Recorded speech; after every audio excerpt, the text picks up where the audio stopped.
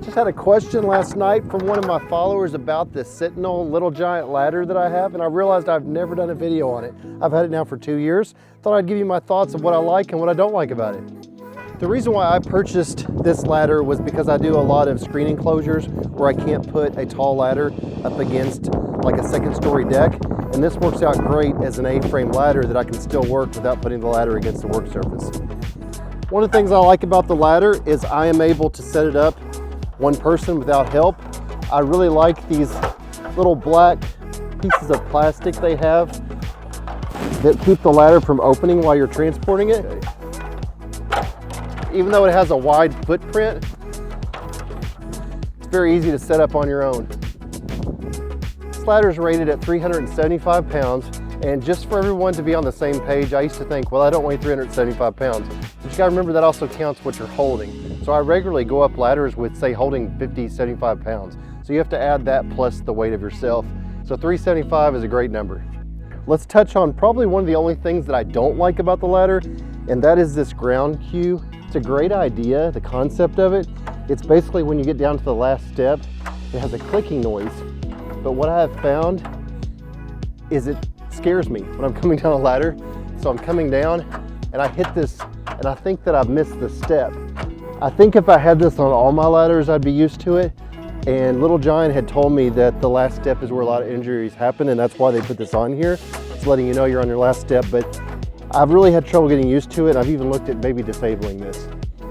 The other important thing about a ladder is stability, and I'm going to demonstrate that. There's that annoying step I was talking about. So something I really like about these top two steps, they made them extra wide. So instead of being the standard width, you have an extra 2 to 3 inches on the back side, and when you're working at this height, it makes it much more comfortable. And I also like when you come up to this height, you've got a little bit of a place to lean against, and it's very comfortable and feels very safe.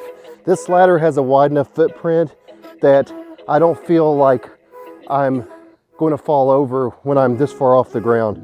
And this is a full 12 feet up in the air, and it's just a great working height. Whenever my 6-foot ladder is not needed, this is the one I reach for. Here's another great feature of the ladder that's so well thought out. This little, I don't know what you call it, stand flips out. It's a tray for when you have things like screws, but it also works as a corner. When you're working on a corner, you can put this and hold the ladder securely instead of balancing on a corner. It also has rubber on the little grabber feet to keep the ladder from wanting to slide.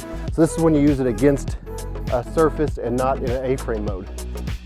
2 tabs on each side of the tray, and it folds away, ready to be used whenever you need it.